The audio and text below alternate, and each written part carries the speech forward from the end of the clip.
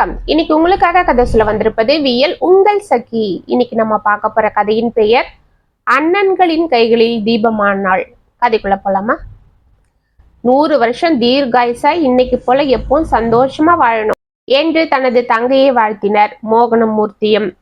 அப்படின்னா இது போல என்னை எப்பவும் ஆசீர்வாதம் பண்ண எங்க அண்ணன்களும் தீர்காயுசா நல்லா இருக்கணும் என்று சிரித்து கொண்டே அவர்களை வணங்கி விட்டு எழுந்தாள் வைதேகி. பாலு போட்டனா பாரு, நல்லா பேச கத்துக்கிட்ட என்றவள் கன்னத்தில் செல்லமாக கடித்தான் பெரிய அண்ணன் மோகன். எங்க வாயத்தர என்று கையில் இருந்த ஸ்வீட் பாக்ஸை திறந்து அதிலிருந்து ஒரு லட்டை எடுத்து தனது தங்கைக்கு ஊட்டினான் மூர்த்தி. போதுண்ணா என்று அவன் கையிலிருந்து வாங்கி அவர்கள் இருவருக்கும் ஊட்டினாள். அடுத்த வருஷம் உன் புருஷனோட வந்து எங்க கிட்ட ஆசீர்வாதம் வாங்கிக்கணும் என்று சிரித்தான் மோகன்.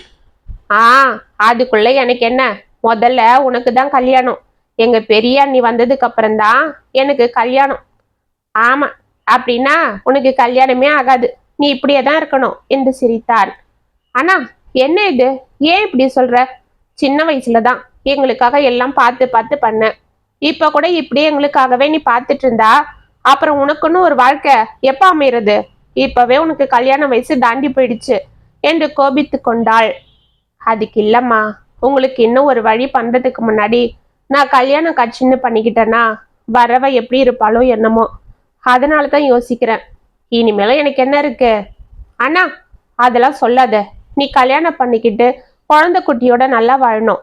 நீ ஒன்றும் கவலைப்படாத, உனக்கு வர மனைவி கண்டிப்பா நல்லவங்களா தான் இருப்பாங்க.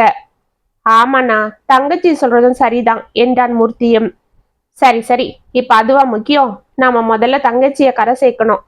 சரி, நான் கடைக்கு கிளம்புறேன், நேரமாச்சு என்று கிளம்பினான். வைதேகி என்று மூர்த்தி தனது தங்கையிடம் ஏதோ ஜாடை காட்ட, சரி சரி இரு என்று அவளும் ஜாடை கட்டி கொண்டிருந்தாள். இதை கண்ணாடியில் பார்த்துவிட்டு, என்னடா 2 பேரும் காத்துல டான்ஸ் ஆடிட்டு இருக்கீங்க என்று சிரித்து கொண்டே கேட்டான் மோகன்.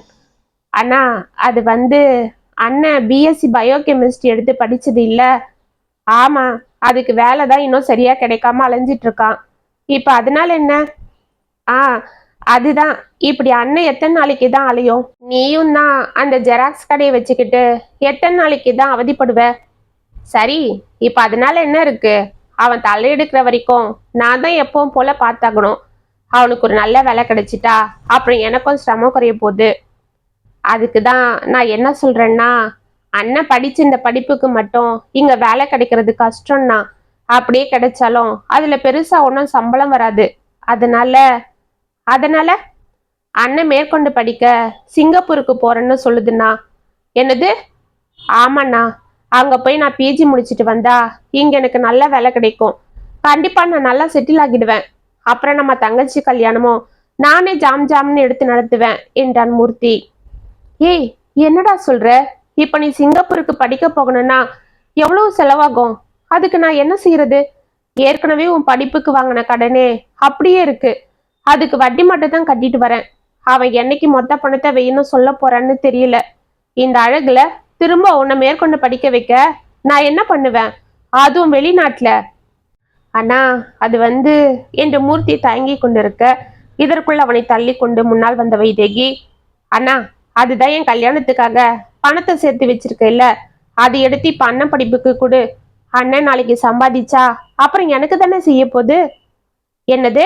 அப்படியே போட்டேனா பாரு. நானே எத்தனை கஷ்டம் வந்தாலும் அதெல்லாம் சமாளிச்சு கொஞ்சம் கொஞ்சமா அந்த பணத்தை பத்திரமா சேர்த்துட்டு வரேன். நீ என்னடானா அதை எடுத்து அவனுக்கு கொடுக்க சொல்ற? அண்ணா இதோ பாரு, நீ எதை பத்தியும் யோசிக்காத. அவ உனக்கு மட்டும்தான் தங்கச்சியா? சொல்லு, என் உயிரும் அவதானே. நான் வெளிநாட்டுக்கு போய் படிச்சுட்டு வந்தா கண்டிப்பா எனக்கு இங்க நல்ல கம்பெனிலேயே வேலை கிடைக்கும். அப்புறம் வேலையே நம்ம தங்கச்சி கல்யாணம் தான். உனக்கு 1 ரூபாய் செலவு அலைச்சல் எதுவும் வைக்காம நானே எல்லாம் பாத்துக்கிறேன் என்றான் மூர்த்தி. ஆமாண்ணா, சரின்னு சொல்லுண்ணா. சின்ன அங்க போய் படிச்சுட்டு வந்தா நமக்கும் பெருமை தானே. சரின்னு சொல்லுண்ணா என்றவன் கைகளை பிடித்து கொண்டாள் வைதேகி. சற்று நேரம் ஏதோ யோசனையோடு இருந்த மோகன், சரிப்பா, நம்ம தங்க கல்யாணத்துக்காக வச்சிருக்கிற பணத்தை உன்னை நம்பி எடுத்து கொடுக்குறேன். நீயும் என் தம்பி தானே. நீ நல்லா இருந்தா எனக்கு அது சந்தோஷம்தான். ஆனா உனக்கு வேலை கிடைச்சதும் நீ எனக்கு அதுல 1 ரூபாய் கூட கொடுக்க வேண்டாம். நம்ம தங்கச்சி கல்யாணத்தை மட்டும் எடுத்து நடத்து, அது போதும் என்றான். இதை நீ சொல்லணுமாண்ணா என்று அவனை கட்டி கொண்டார் மூர்த்தி. வைதேகி மகிழ்ச்சியோடு புன்னகை செய்தாள். கொஞ்ச நாட்களில் மூர்த்தி சிங்கப்பூருக்கு செல்ல அவனுக்கு 1000 ஜாக்கிரதைகள் சொல்லி வழி அனுப்பிவிட்டு வந்தான் மோகன். வீட்டில் வைதேகி மூர்த்தி சிங்கப்பூருக்கு சென்று விட்டதற்கு வருத்தத்தோடு என்று அமர்ந்திருக்க அவளுக்கு சமாதானம் செய்துவிட்டு கடைக்கு கிளம்பினான். சிங்கப்பூரில் காலேஜில் சேர்ந்த மூர்த்தியும் நன்கு படித்து கொண்டிருக்க 2 நாளைக்கு ஒரு முறை தனது அண்ணனுக்கும் வைதேகிக்கும் தவறாமல் போன் செய்து விசாரித்துக் கொண்டிருந்தான். இதனால் மோகனும் மகிழ்ச்சி அடைய அவனிடமிருந்து போன் வரவில்லை என்றால் அழுது துடித்து விடுவாள் வைதேகி. இப்படியே 2 வருடங்கள் உருண்டோட அன்று தனது அண்ணனுக்கு டிஃபன் வைத்துவிட்டு மதியம் சாப்பாடு கட்டி கொண்டு வந்து கொடுத்தாள் வைதேகி. அதை எடுத்துக்கொண்டு மோகன் கடைக்கு கிளம்ப, என்ன மோகன், உள்ள வரலாமா என்றவர்களது தூரத்து உறவுக்காரரான சோமு வந்தார். வாங்க மாமா, என்ன ரொம்ப நாள் ஆளைய காணோம், ஊர்ல இருக்கீங்களா இல்லையா என்று கேட்டுக்கொண்டே அவரை உள்ளே அழைத்து சேரில் அமர வைத்தான். நான் எங்கப்பா போயிட போறேன், எல்லாம் இங்கேதான் சுத்திட்டு இருக்கிறேன்.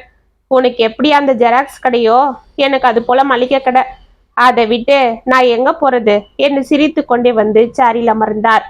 மோகனும் மற்றொரு சேரில் அமர இதற்குள் அவருக்கு காஃபி கொண்டு வந்து கொடுத்தாள் வைதேகி. பாத்தியா என் மருமகளை, என்னை பார்த்த கையோட காஃபியோட வந்துட்டா. இதுதான் அவகிட்ட எனக்கு பிடிச்ச விஷயமே. ஆமா வைதேகி கண்ணு, நல்லா இருக்கியாமா? என்னம்மா, கண்ணில் மருந்து போட்டிருக்கியா? ஆமாமாம்மா, அடிக்கடி கண்ணு மங்களாயிடுது, அதுதான். அப்படியா? இதெல்லாம் ஆரம்பத்திலேயே கவனிக்க வேண்டாமா? என்னப்பா மோகன் இது? நானும் அதுதான் சொல்றேன் மாமா. ஆனா இவ தான் கேட்காம இங்கே ஆஸ்பத்திரிக்கு போகாம ஏதோ இவ ஃப்ரெண்டு நர்ஸா இருக்கான்னு அவகிட்ட மருந்த வாங்கிட்டு இருக்கா. அண்ணா, அதெல்லாம் ஒண்ணே இல்லை, இது சாதாரண பிரச்சனை தான். இந்த மருந்து போட்டா கொஞ்ச நேரத்துல சரியாகிடும் என்றாள் வைதேகி. என்னவோ பார்த்துமா. ஆமா, உன் சின்ன அண்ணன்காரன் போன் போடுறானா? உங்களை பார்க்காம ஒரு நிமிஷம் இருக்க மாட்டானே. அங்க போய் 2 வருஷமா எப்படி இருக்கானோ என்று சிரித்து கொண்டே காஃபியை குடித்தார். அதுதான் 2 நாளைக்கு ஒரு வாட்டி போன் போட்டுடுதே மாமா என்று சிரித்தாள் வைதேகி. அதுதானே பார்த்தேன். ஆமா மாமா, இன்னும் கொஞ்ச நாள் தானே, அப்புறம் அவனும் இங்கதான் வந்துட போறான். அவனுக்கும் நல்ல வேலை கிடைச்சிட்டோன்னு சொல்லிட்டு இருக்கான் என்றான் மோகனம். என்னவோப்பா, எல்லாம் நல்லபடியா நடந்தா சரிதான்.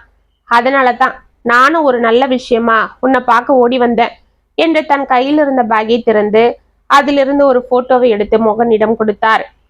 என்னம்மாமா, யார் இது? பையன் நல்லா இருக்கானே என்று ஒன்றும் புரியாமல் அதை அவரிடம் இருந்து வாங்கி பார்த்தான் மோகன். எல்லாம் உங்க வீட்டுக்கு மாப்பிள்ளையா வரப்போறவன் தான். சும்மா இல்லப்பா, மாப்பிள்ளை டாக்டரு, பேரு சந்துரு. அப்படியா என்று மோகன் ஆச்சரியப்பட வைதேகி முகத்தில் வெட்கம் வந்தது. என்னம்மா வெக்கமா? மாப்பிள்ளை போட்டோவை பார்க்காம வைக்கப்பட்டா எப்படி? உங்க அண்ணன் கையிலிருந்து போட்டோவை வாங்கி பாரு என்று சிரித்தார் சோமு.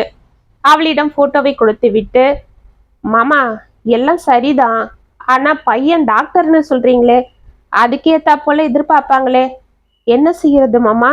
என்னை பத்தி உங்களுக்கு தெரியாதா என்றான் மோகன் கவலையாக. அட என்னப்பா இப்படி கேட்டுப்பிட்ட? எனக்கும் அதெல்லாம் தெரியும். நான் உங்ககிட்ட இதை பத்தி கேட்காம இருப்பேனா? அவங்க நம்ம தூரத்து சொந்தம்தான். அவங்களும் ரொம்ப ஒன்றும் வசதி இல்லை. ஏதோ அந்த பையனோட அப்பா கவர்மெண்ட்ல வேலை பார்த்தவரான். அவங்க சம்சாரத்துக்கு அவங்க தாய் வீட்டுல இருந்து வந்த சொத்துல இந்த பையனை படிக்க வச்சிருக்காங்க. அதனால அவங்களும் வர்ற பொண்ணுகிட்ட பெருசா ஒன்றும் எதிர்பார்க்கலையாம். ஆனா பையன் இப்பதான் படிப்பை முடிச்சுட்டு எங்கேயோ ஆஸ்பத்திரியில 1 வருஷமா வேலைக்கு போறானா. அது பெரிய ஆஸ்பத்திரியாம். அங்க நிறைய பேர் வேலை பார்க்கறாங்களாம். அவங்கெல்லாம் கல்யாணத்துக்கு வருவாங்களாம். அதனால கல்யாணத்தை மட்டும் சிறப்பா பண்ணிட்டா போதும்னு சொல்றாங்க. மற்றபடி எந்த சீரு சனத்திலாம் அவங்க ஒன்றும் எதிர்பார்க்கலப்பா. சரி மாமா, இருந்தாலும் கல்யாணம்னா எப்படியும் நாமளும் எல்லாம் செஞ்சு தானே ஆகணும். அதுக்கெல்லாம் கூட பணம் தேவைப்படுதே. ஆனா இப்ப என்கிட்ட சுத்தமா பணம் இல்லை மாமா. என்னப்பா சொல்ற? உன் தங்கச்சிக்காக சின்ன வயசுல இருந்து குருவி சேர்க்கறது போல பணத்தை சேர்த்துட்டு வந்த, அந்த பணம் என்னாச்சு? அதுதான் நம்ம மூர்த்தி படிப்புக்காக கட்டிட்டேன். இப்ப கடைசி எக்ஸாமும் எழுத போறான், அதுக்கே பணம் கட்டணும். அதுவே வெளியில கேட்டிருக்கேன். என்னப்பா இது, நல்ல இடம் வந்திருக்கு. இப்ப போய் பாரு, குழந்தை முகத்தை பார்த்தா அதுக்கும் பிடிச்சிருக்குன்னு தான் தோணுது. இப்ப நம்ம இதை தவற விட்டா திரும்ப இது போல சம்பந்தம் கிடைக்கிறது ரொம்ப கஷ்டம்ப்பா. அதுதான் யோசிக்கிறேன். என்னம்மாமா செய்யறது? வேணும்னா அவங்கள ஒரு வருஷம் பொறுத்துக்க சொல்லுங்க. நாம மூர்த்தியும் படிப்பை முடிச்சுட்டு வேலைக்கு போவான்.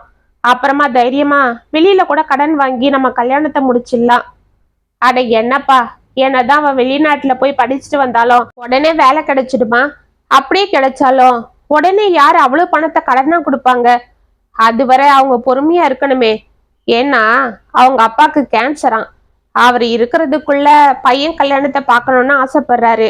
ஏன்னா அவரோட மூத்த பொண்ணு ஒண்ணு இருக்கு, நல்ல பொண்ணு, நர்சிங் படிச்சுட்டு வேலைக்கு போகுது. அதுக்கு இப்பதான் ஒரு வருஷத்துக்கு முன்ன கல்யாணம் பண்ணியிருந்தாங்க. ஆனா பாவம், ஒரு வருஷம் கூட சேர்ந்தா போல வாழல. அதுக்குள்ள அந்த பையன் இறந்துட்டானா.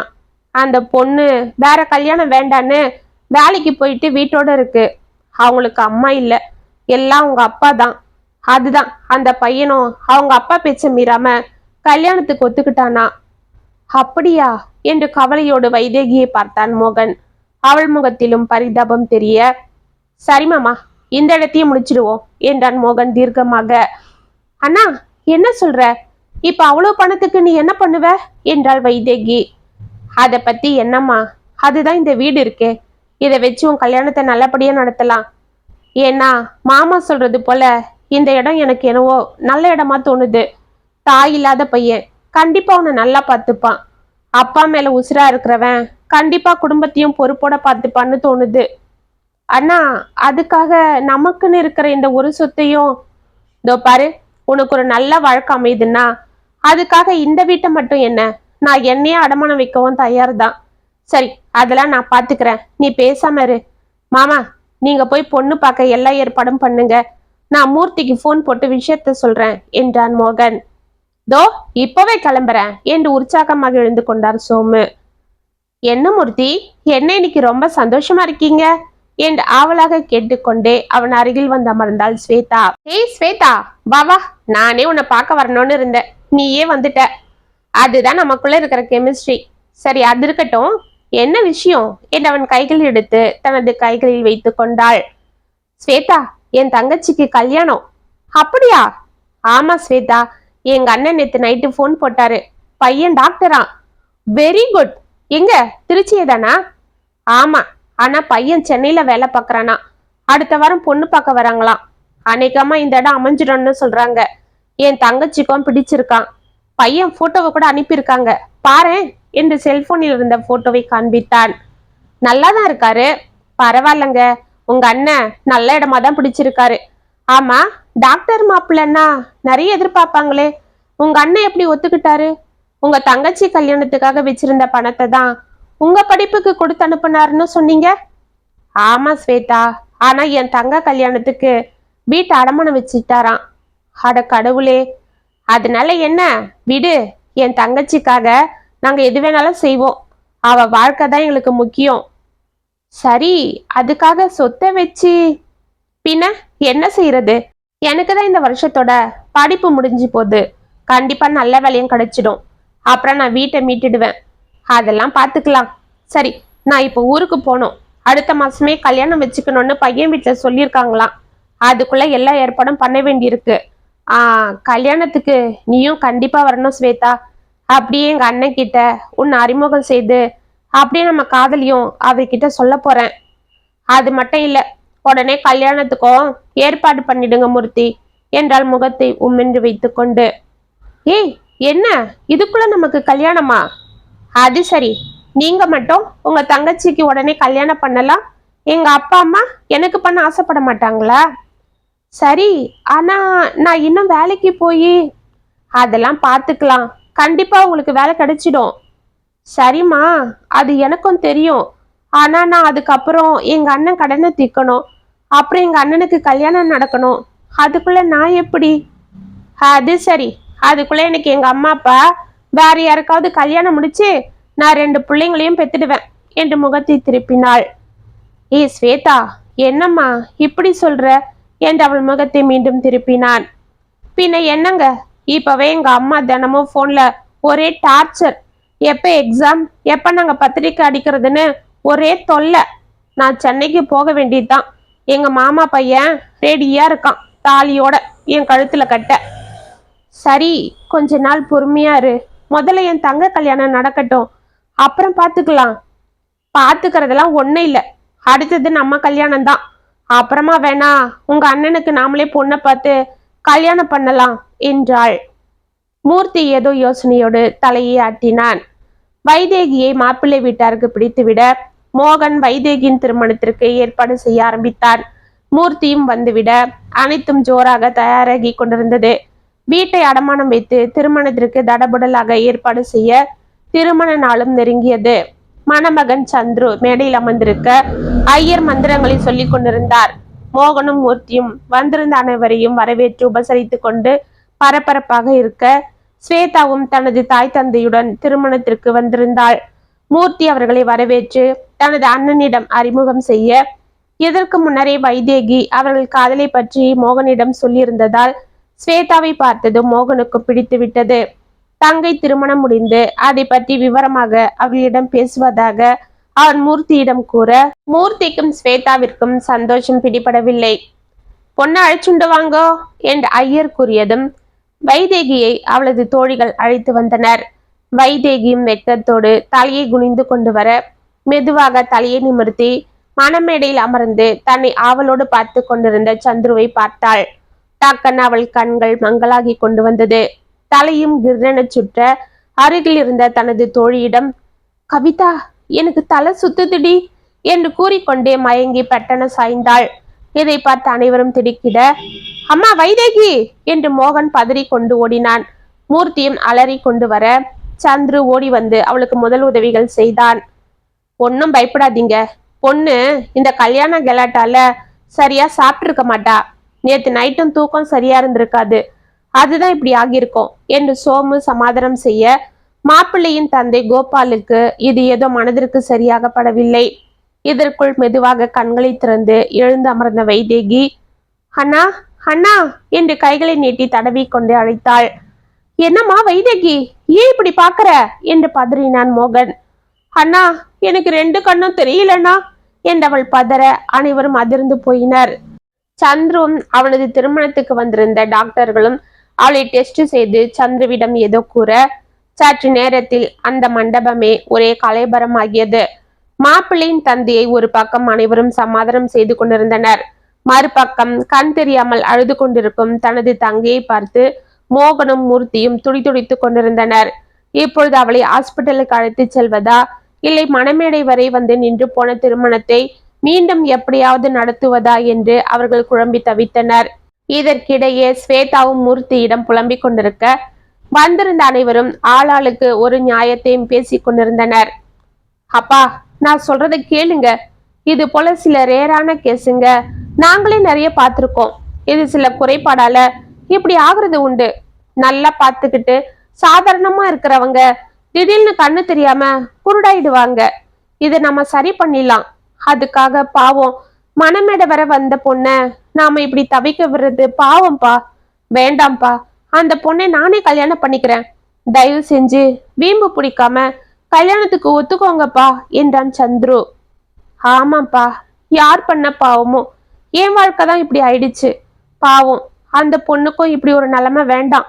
நாளைக்கு அவளை கல்யாணம் பண்ணிக்க கண்டிப்பா யாரும் முன்னுக்கு வரமாட்டாங்க. நான் சொல்றதை கேளுங்கப்பா, நம்ம தம்பிக்கு அவளையே கல்யாணம் பண்ணிடலாம் என்றான் சந்துருவின் அக்கா ஷியாமலா. அதுக்காக ஒரு குருட்டு பொண்ண என் பையனுக்கு கட்டி வச்சு அவனை காலம் பூரா அவதிப்பட வச்சுட்டு என்னை போக சொல்றியாம்மா? நான் அப்படி பண்ணிட்டு போனா என் ஆன்மா கண்டிப்பா சாந்தி அடையாது. உன்னை பார்த்தே நான் தினம் செத்துட்டு இருக்கிறேன். இப்போ இவனோட வாழ்க்கையும் பார்த்து நான் நொந்து நொந்து வேதனையோட தான் போகணுமா? அப்படி என்னமா நான் பாவம் பண்ண என்று கதறினார் கோபால். அவருக்கு எப்படி சமாதானம் கூறுவது என்று புரியாமல் அவர்கள் விழித்து கொண்டிருக்க, மோகன் ஓடி வந்து அவர் காலில் விழுந்து தனது தங்கைக்கு வாழ்க்கை தருமாறி கெஞ்சி துடித்தான். தம்பி, என்னப்பா இது? என் நிலைமையை புரிஞ்சுக்காம நீ இப்படி பண்ற என்று மேலும் அவர் பேசுவதற்குள், ஐயா, எனக்காக நீங்க உங்க நிம்மதியை இழக்க வேண்டாம். அண்ணா, அவரை தொந்தரவு பண்ணாதீங்க, அவரை விட்டுடுங்க. எனக்கு இந்த கல்யாணம் வேண்டாம். கல்யாணம் என்றது ஏன் சந்தோஷத்துக்காக மட்டுமோ என்னோட சுயநலத்துக்காக மட்டுமோ செய்யறதில்ல.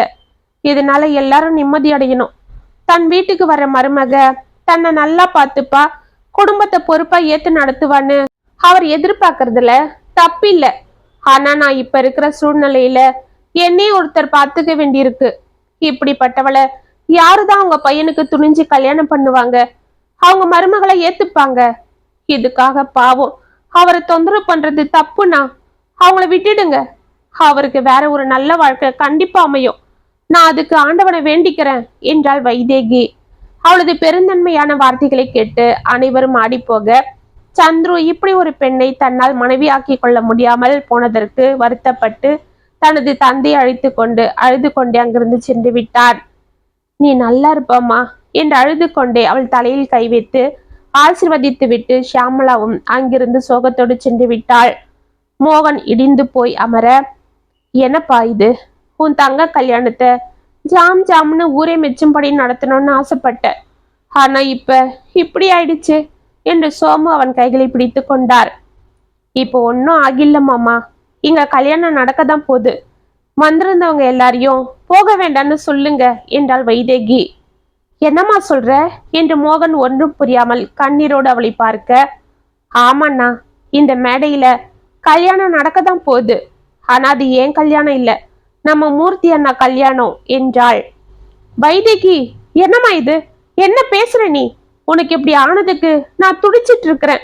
நீ என்னடானா என்று ஓடி வந்து அவள் கைகளை பிடித்து கொண்டு கதறினான் மூர்த்தி. அண்ணா, இதோ பாரு, எனக்கு ஒன்றும் பிரச்சனை இல்லை. கொஞ்ச நாளாவே என் கண்ணு திடீர்னு மங்களா ஆகிடும். ஒவ்வொரு நாள் சரியா கண்ணு கூட தெரியாது. நான் தான் அதை பெருசா எடுத்துக்காம கேர்லெஸ்ஸா இருந்துட்டேன். அதனாலதான் இப்படி ஆயிடுச்சு. இதுக்கு ட்ரீட்மெண்ட் எடுத்தா சரியாகிடும்னு சந்திர கூட சொன்னார் இல்ல, அதுக்கு நேரம் எடுக்கலாம். அது வரை உன் கல்யாணத்தை ஏன் நம்ம தள்ளி போடணும்? அதுவும் இல்லாம பாவம் நம்ம அண்ணனும் இவ்வளவு செலவு பண்ணி எல்லா ஏற்பாடும் பண்ணிச்சு. அதனால நீ இந்த கல்யாணத்துக்கு ஒத்துக்கிட்டு தான் ஆகணும் என்றாள் வைதேகி. இதை கேட்டு ஸ்வேதா பூரித்து போக அவர்கள் பெற்றோர்களும் சம்மதம் தெரிவிக்க தயாராக இருந்தனர். அண்ணா, என்னண்ணா, நீங்களாவது சின்ன அண்ணன் கிட்ட சொல்லுங்கண்ணா, பிளீஸ், எனக்காக என்று மோகனின் கைகளை பிடித்து கொண்டு கெஞ்சினாள் வைதேகி. சோமுவும் அதுதான் சரி என்று கூற அன்று மணமேடையில் ஸ்வேதா மூர்த்தி திருமணம் இனிதே நடந்தேறியது. திருமணம் முடிந்து ஸ்வேதாவும் புகுந்த வீட்டிற்கு வந்தாள். வந்த ஒரு வாரம் வரை நன்றாக இருந்தவள் பிறகு அவளது தாயின் போதனையில் வைதேகியை படாத படுபடுத்தி கொண்டிருந்தாள். கண்கள் தெரியாமல் அவதிப்பட்டு கொண்டிருக்கும் அவளை வேலைகள் வாங்குவதும் யாரும் இல்லாத நேரங்களில் எரிந்து விழுவதும் என அவள் கொடுமைகள் செய்ய வைதேகியும் தனது அண்ணனுக்காக அனைத்தையும் பொறுத்து கொண்டிருந்தாலும் மோகன் இதையெல்லாம் கவனித்து அன்று மூர்த்தியை அழைத்து அவர்களை தனியாக போகும்படி கூறிவிட்டான். மூர்த்தி முடியாது என்று அடம் பிடிக்க, என்னங்க, உங்க அண்ணனுக்கு நம்மளை விட உங்க தங்கச்சி தான் முக்கியம். அதுதான் நம்மள வெளியில போக சொல்றாரு. பேசாம வாங்க போலாம். நமக்கு என்ன, நம்ம 2 பேருமே நல்லா படிச்சிருக்கோம். சென்னையில எங்க அம்மா வீடும் இருக்கு. அங்க போய் தங்கிக்கிட்டு நம்ம வேலையை தேடிக்கலாம். உங்க அண்ணன் உங்க தங்கச்சியவே பார்த்துட்டு இருக்கட்டும் என்றாள் ஸ்வேதா. ஏய், என்ன சொல்ற? எங்க அண்ணன் காரணம் இல்லாம இப்படி நம்மள தனியா போக சொல்ல மாட்டாரு. இங்க என்னவோ நடந்திருக்கு என்றான் மூர்த்தி. அண்ணா, அதெல்லாம் ஒண்ணு இல்ல. நீங்க புதுசா கல்யாணம் ஆனவங்க, பாவம், எனக்காக எதுக்கு இங்க இருந்து அவதிப்படணும்? அண்ணி சொல்றது போல நீ அண்ணிய கூட்டிட்டு சென்னைக்கே போயிடுனா, அங்கதான் நீ படிச்ச படிப்புக்கு வேலையும் கிடைக்கும். இங்கன்னா திரும்பவும் சாதாரண வேலை தான் பார்க்கணும் என்றாள் வைதேகி. ஆமாண்டா, தங்கச்சி சொல்றதுதான் சரி. நீ பேசாம ஸ்வேதாவை கூட்டிட்டு அவங்க அம்மா வீட்டுக்கே போயிடு. தங்கச்சியை நானே பார்த்துக்கிறேன் என்றான் மோகன். ஸ்வேதாவும் தனது திட்டம் நிறைவேறிய சந்தோஷத்தில் அவனை தொந்தரவு செய்ய மனமின்றி கிளம்பி சென்றான் மூர்த்தி. சென்னைக்கு சென்ற மூர்த்தி தனது மாமியார் வீட்டிலேயே ஸ்வேதாவோடு இருந்துவிட ஒரு பெரிய நிறுவனத்தில் பணிக்கும் சேர்ந்தான். 2 முறை அவனுடன் திருச்சிக்கு வந்த ஸ்வேதா அப்பொழுதெல்லாம் வைதேகி யாரும் இல்லாத சமயத்தில் தன்னிடம் மரியாதை இல்லாமல் பேசுகிறாள் என்றும், அதை கேட்டால் மோகனும் அவளுக்காக என்னை திட்டுகிறான் என்றும் இல்லாததும் பொல்லாததும் கூறி அழுவது போல் நடிக்க, இதை பார்த்து மூர்த்தியின் மனதும் கொஞ்சம் கொஞ்சமாக மாற ஆரம்பித்தது. பிறகு அவனும் தனது அண்ணனையும் தங்கையும் பார்க்க செல்லாமல் இருந்து விட்டான். இதையெல்லாம் தெரிந்து கொண்டு மோகனும் அமைதியாக இருந்துவிட வைதேகி மட்டும் தனது சிறிய அண்ணனை நினைத்து வருந்தி கொண்டிருந்தாள்.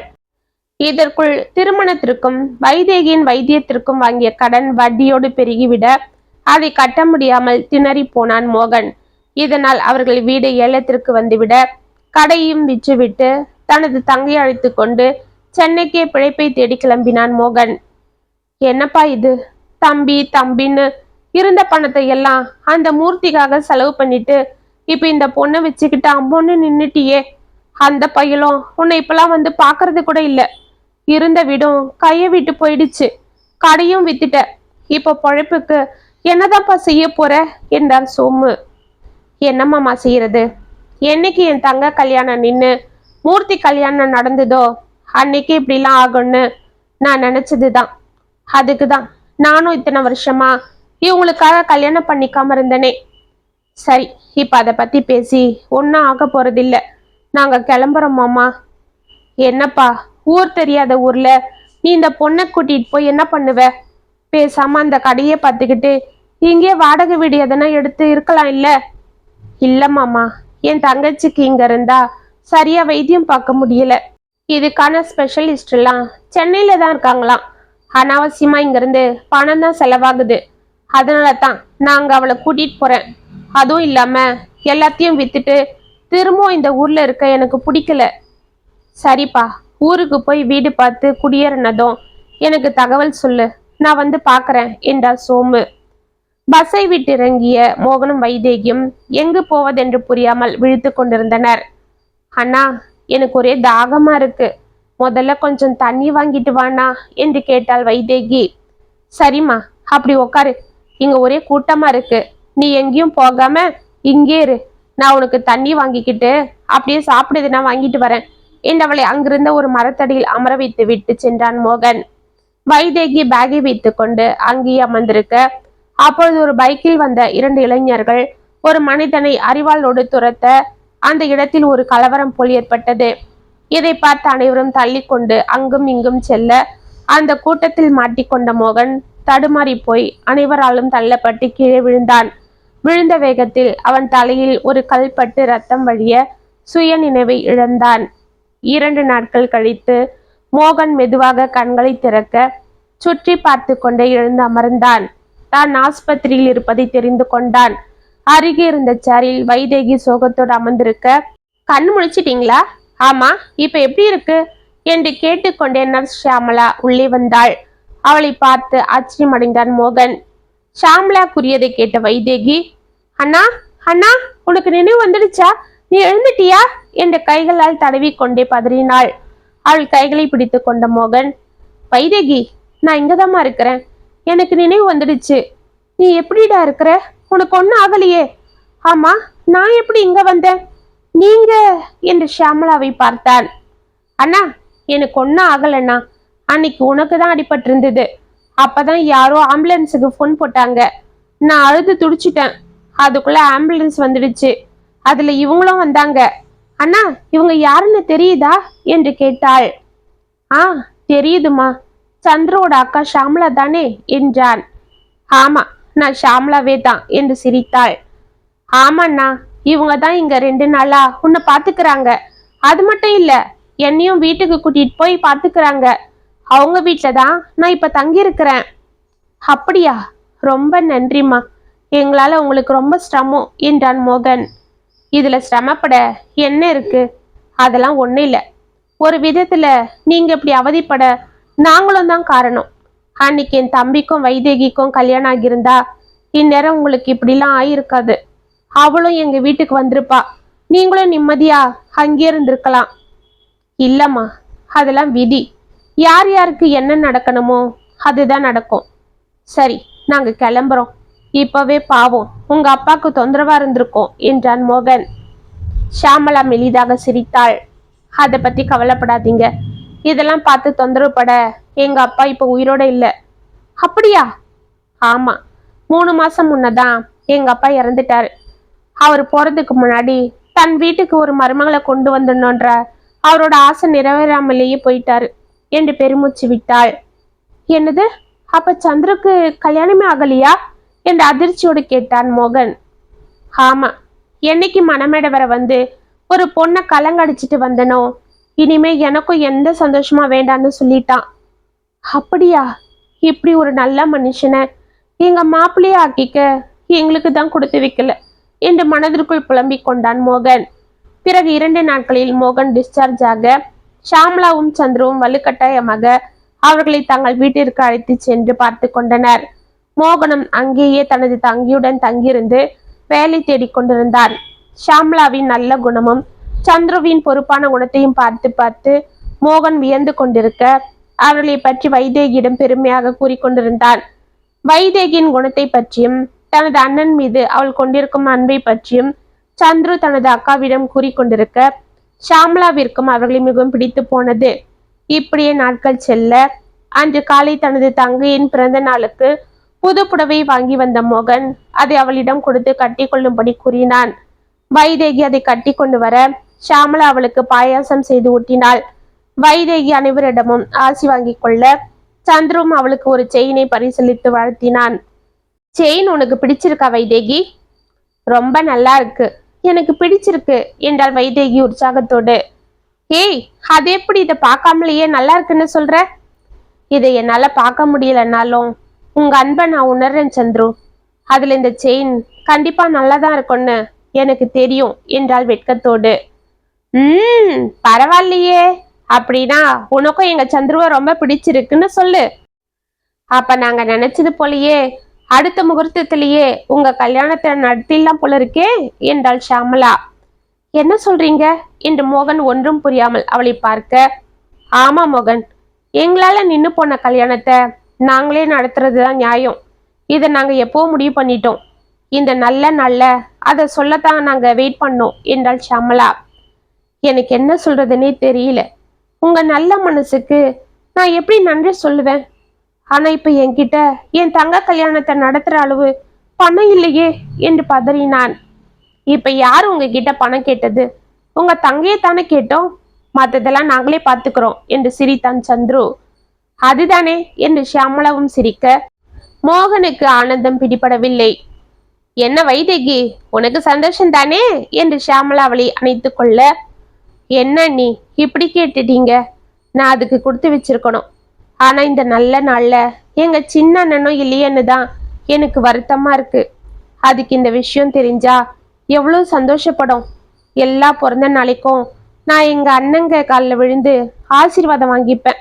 ஆனா 2 வருஷமா எங்க அண்ணன் சிங்கப்பூர் போனதுல இருந்து அதுகிட்ட ஆசி வாங்க முடியல. ஆனா இப்ப எங்க அண்ணன் இங்கே இருந்தோம் என்றவள் கூறுவதற்குள் அவள் தொண்டை அடைக்க, வைதேகி என்றவளை அணைத்து கொண்டு சமாதானம் செய்தான் மோகன். ஷியாமலாவும் அவளை சமாதானம் செய்ய, இதற்குள் வைதேகி நான் வந்துட்டம்மா, உன்னை தேடி வந்துட்டேன் என்று ஓடி வந்து அவளை அணைத்து கொண்டான் மூர்த்தி. அனைவரும் திடுக்கிட்டு போக சந்துரு மட்டும் சிரித்து கொண்டிருந்தான். அண்ணா, என்னை மன்னிச்சிடுனா, என் பொண்டாட்டி பேச்ச கேட்டு நான் உங்களை வேதனைப்படுத்திட்டேன்.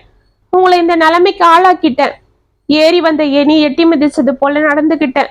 என் பொண்டாட்டி உங்ககிட்ட இருந்து என்னை பிரிக்கதான் என்கிட்ட இல்லாததும் பொல்லாததும் சொல்லி என்னை இத்தனை நாள் முட்டாளாக்கி இருக்கா. இதெல்லாம் இப்பதான் நான் தெரிஞ்சுக்கிட்டேன். அதுக்கப்புறம் உங்களை தேடிக்கிட்டு ஊருக்கு வந்தேன். சோமு மாமா நடந்ததெல்லாம் சொன்னாரு. அப்புறம் உங்களை எங்கெங்கயோ தேடி அலைஞ்சேன்.